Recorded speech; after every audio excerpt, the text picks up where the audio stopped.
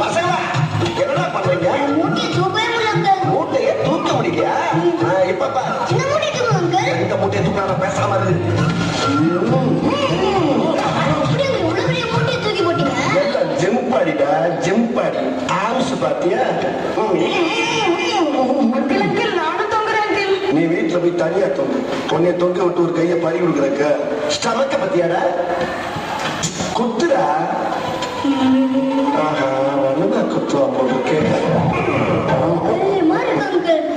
பாறையை முடிஞ்சிருக்கேன்ல. சின்ன பசங்க குத்தனா எப்படி வலிக்கும்? அவரை குத்த சொல்லுங்க. சுண்டு பையன் எப்படி கோர்த்து விடுது பாரு. சின்ன பையன்